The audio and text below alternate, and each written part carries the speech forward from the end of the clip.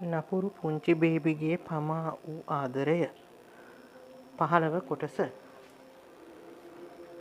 මලීෂා දරුවෝ දැන් ඔයාට කොහොමද?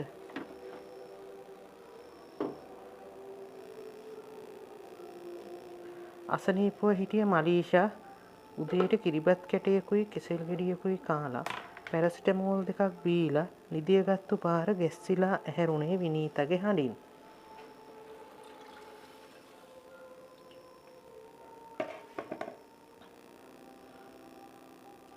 ලොකු නෝනා අනේ මට නින්ද ගියානේ වලව්ව අස් කරලා අතුපතු ගන්නවත් බැරි වුණා. ලොකු නෝනා අනේ මට සමා වෙන්න මට ඇහැරුණේ නෑනේ.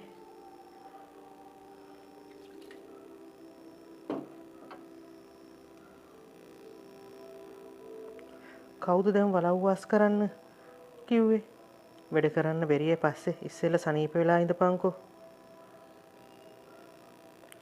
හෝටලයෙන් පාර්සල් කරන් ආව කෑම එක මේසෙ උඩින් තියනකොට විනීතා දැක්කා උදේට ගෙනත් දුන්නු කෑම එකත් කාලා නැතුව මලීෂා ඉන්නේ කියලා. තාම උදේට කෑවෙත් නැද්ද? කෝ නැගිටින්න මේ කෑම එක කාලා ඉන්න මම ඇඟපත හොදගෙන ඇඳුම් මාරු කරන් එන්නම්. මලීෂා බත් එකෙන් එන සුවඳයි රසයි හින්දම අමාරුවෙන් බත් කටවල් 2ක් කටේ දාගත්තත් ඇයට එතනින් එහාට එක කටක්වත් කාගන්න බැරි වුණේ බඩ කැලැත්තිලා කාරට ආව නිසයි. ඉඳන් හිටියේ පුටුවත් පෙරලගෙන නැගිටලා මලීෂා කුස්සිය දොරෙන් එළියට යන්න දිව්වත් මගදීම මුළු ඇඟ පුරාම වමනේ ගියේ කෙල්ල දොර උළුවස්ස අල්ලගෙන ගතට වාරු ගනිද්දි. දෙයනේ කෙල්ලේ උඹට හොඳටම අමාරුනේ. කෝ මෙහෙ ඉන්න මේ පුටුවෙන් වාඩි වෙන්න.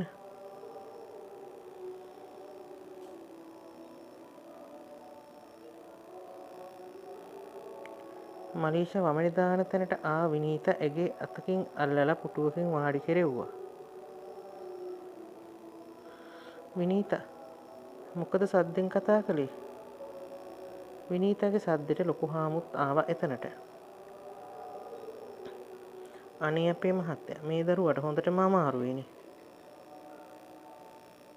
එහෙනම් තවත් බල ඉන්නේ නැතුව බෙහෙත් ටිකක් ගන්න යමු. ඒක නම් හොඳයි මහත්තයා. දැන් දවස් කීයක්ද මෙහෙම?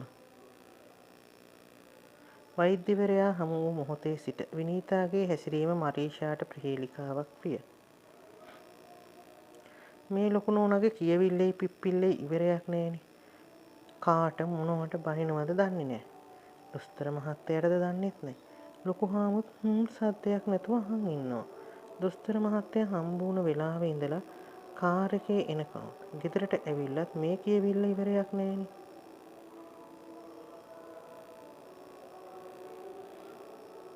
මලීෂා මෙසේ සිතනින්ම ලොකු නෝනාට කතා කළා.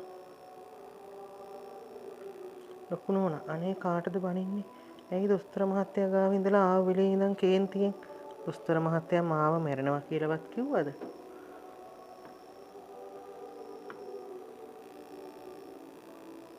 ඔව් මැරෙන්න යන්නේ. හැබැයි ඒ උඹ නෙවෙයි අපි. අපිට දැන් වෙලා තියෙන්නේ වහ ටිකක් කාලා නිදා ගන්න.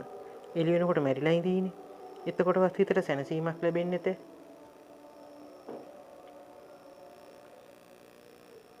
විනීතා කටින් පිට වෙන දේවල් වල තේරුම ඇයවත් දන්නේ නැතුව ඇති. කටට එන හැම දෙයක්ම ඔහේ කියවනවා හිතේ දුකට.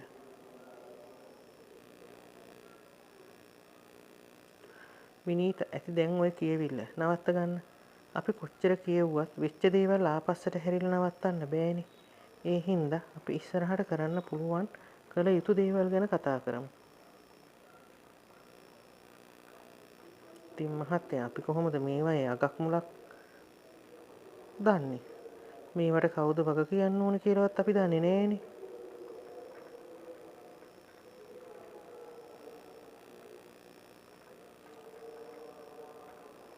ඒක තමයි මම කියන්නේ. ඔයා ඔහොම කියෙව්වා කියලා අගක් මුලක් පෑදෙන්නේ නැහැනේ. මේක අපි එකතු වෙලා කතා බහ කරලා විසඳ ගන්න ඕන දෙයක්. ඊට ඉස්සෙල්ලා ඔයා ගිහින් අපිට තේ ටිකක් හදාගෙන එන්න.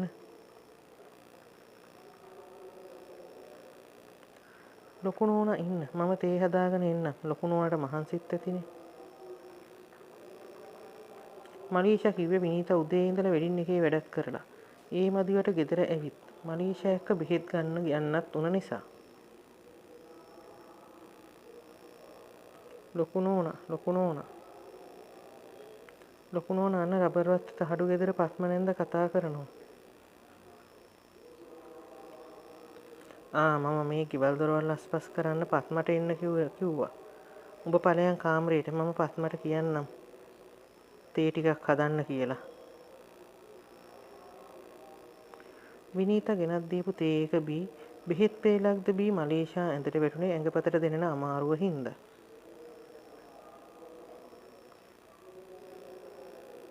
මලීෂා ඇහැරෙනකොට හොඳටම රෑ වෙලා. ඇය ඉක්මනින් ඇඟ සෝදන් ආවේ ඇඳුමක් දාගෙන ගිහින් රෑට මොනවා හරි උයන්න හිතාගෙන. ඇඳුම් මාරු කරන් මලීෂා එළියට එන්න හදනකොටම විනීතත් ආව කාමරේට.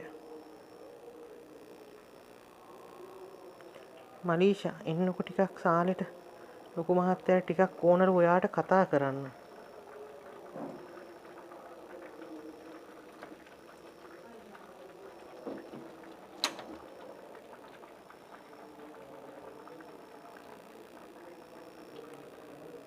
ලොකු නෝනා මං එන්න. ලොකු නෝනා උයලා ඉවර වෙලාම ඉන්නද? නෑ උයන්න ඕන නෑ මං පත්මට කියලා උයව ගත්තා. දැන් එන්නකො සාලෙට.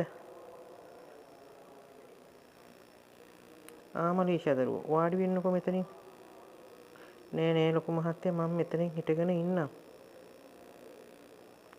වාඩි වෙන්න. ඔය ළමයා අසනීපෙන් ඉන්නේ. ලොකු හාමු නිවුන ස්වරයෙන් කිව්වත් ලොකු නෝනා නම් මලීෂාට සැරෙන් කතා කළේ. විකාර නැතුව වාඩි වෙයන්. උඹ මං අහන ප්‍රශ්න වලට ඇත්තම කියන්න ඕන හරිද? විනීතා කලබල නොවී ඉන්නකෝ. අපි මේ ප්‍රශ්නේ හිමීට විසඳ ගන්න බලමු. තවත් මොනවද මහත්තයා කලබල නොවී ඉන්න කියන්නේ? සිද්ධ වෙන්න තියෙන නරකම දේත් සිද්ධ වුණාට පස්සේ ලොකු නෝනා කියන අපබ්‍රංශ කතා තේරුම් ගන්නම් බෑ. එක්ක කියන මල දානයක් තේරෙන්න කියන්න ඕනේ. මලීෂා සිතුවා මිස කීවේ නැත.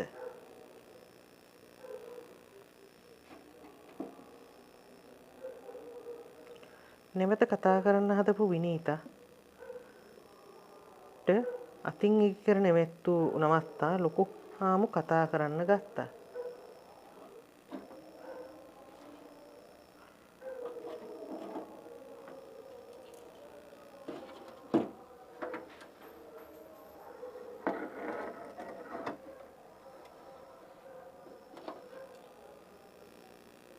මලීෂා දරුවෝ ඔයා හිතන්න දැන් මේ ඉන්නේ ඔයාගේ අම්මයි තාත්තයි කියලා. හරිද? ඒ හින්දා ඔයා අපි අහන ප්‍රශ්න වලට ඇත්තම කියන්න ඕනේ. ඔයාගේ උත්තරේ ඇත්ත නම් අපි ඔයාට වරදක් වෙන්න ඉඩ තියන්නේ නැහැ.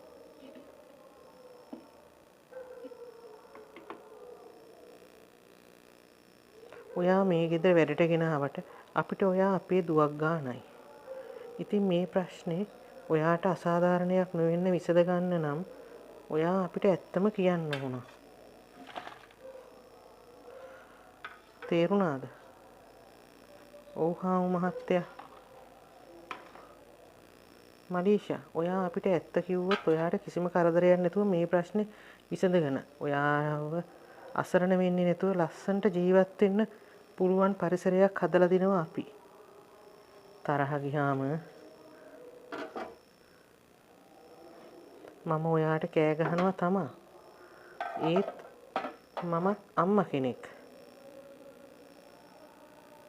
අම්මා කෙනෙක් කාගේ වුණත් දරුවෙකුට අසාධාරණයක් වෙන්න ඉඩ තියන්නේ නැහැ. විනීතා මලීෂාගේ ළඟට ඇවිත් ඔළුව අත ගා එහෙම කියනකොට මලීෂා විනීතා දිහා බලන් හිටියේ බය වෙලා වගේ. මලීෂා ඇයි දරුවෝ මේ බය වෙලා? අපි ගහන්නේ බනින්නේ නැහැ. අපිට ඕනේ ඇත්ත දැනගන්න විතරයි.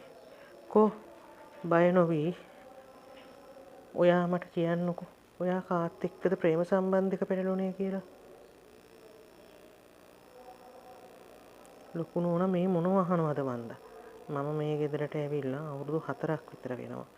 මේ ගෙදර මිනිස්සු වරුණාම ඉඳලා හිටලවත් මං කතා කරන්නේ වත්ති වැඩ කරන නැන්දලා මාමලා එක්ක විතරයි. ඉඳලා හිටලා කඩේට ගියත් ඉක්මනට එන්නේ ලොකු නෝනා බණී කියන බයට. එහෙව් එකේ ප්‍රේම සම්බන්ධයක් තියා යාළුවෙක්වත් නැහැ මට. මලීෂා හිතින් හිතුවට වචන පිට කළේ නෑ. දරුවෝ මොනවද ඔය හැටි කල්පනා කරන්නේ? ලොකු නෝනා උත්තර දෙන්න බැරි ප්‍රශ්නයක් ඇහුවේ. සේනක ටිකක් තදින් ඇහුවාම මලීෂා ගැස්සිලා කල්පනාවෙන් මිදලා උත්තර දුන්නා. අනේ නෑ ලොකු හාමු මහත්තයා. කා එක්කවත් මගේ එහෙම සම්බන්ධයක් නෑ. ඒ කියන්නේ මලීෂාට කොල්ලෙක් නැද්ද? අනේ ඔව් ලොකු නෝනා. ඒත් අපිට ඒ කතාව පිළිගන්න බෑ. ඔයා ඇත්ත කිව්වේ නැත්නම් කෝටුවක් අරන් හරි ඇත්ත එළියට ගන්න මට සිද්ධ වෙනවා. අනේ ලොකු නෝනා මට එහෙම කා එක්කවත් සම්බන්ධයක් නෑ. ඇත්තමයි සත්තමයි. ලොකු නෝනලට කවුරු හරි බොරු කේලමක් කියලා මං ගැන. උඹේ ඔය බොරු දිවුරිල්ල නවත්තපන්. අපිට කේලම කිව්වේ දොස්තර මහත්තයා. අනේ ලොකු නෝනා ඒ දොස්තර මහත්තයා මාව අඳුරන්නේ නෑනේ. මං ගැන කේලම් කියන්න. ඒක තමා අපි මේ කියන්නේ. දොස්තර මහත්තයා උඹව අඳුරන්නෙත් නැතුව බොරු කියන්නේ නෑනේ. ඒ හින්දා ඔය බබා පාට නවත්තලා ඇත්ත කියපන්. කරගන්න තියෙන ලොකු මහදිය කරගෙන දැන් බබා වෙන්න හදනවා. විනීතා මොකක්ද ඔය කතා කරන විදිහ? ඒ ළමයා ඔච්චරම නෑ කියනවනම් වෙන කරදරයක් වුණාද දන්නේ නෑනේ. ඔයා කලබල නොවී ඒ ගැන අහන්නකෝ. සේනකහමු ඒ විදිහට කිව්වම විනීතත් සංසුන්ව මලීෂගෙන් ප්‍රශ්න කළා. හරි ඔය දරුවට කා එක්කවත් ප්‍රේම සම්බන්ධයක් නෑ කියලා කියමුකෝ. එහෙනම් අපි නොදැනුවත් මේ වලව්ව ඇතුලේදී හරි පිටතදී හරි ඔය දරුවට කාගෙන් හරි කරදරයක් වුණාද? විනීතා ඒ අහපු දෙයට නම් කෙල්ලට හීන්දාඩිය දැම්මේ මදුෂව මතක් වෙලා බයට. ස්තුතියි මගේ කතාව බලලා ලයික් එකක් කමෙන්ට් එකක් දාන්න. මගේ channel එක සබ්ස්ක්‍රයිබ් කරන්නත් අමතක කරන්න එපා.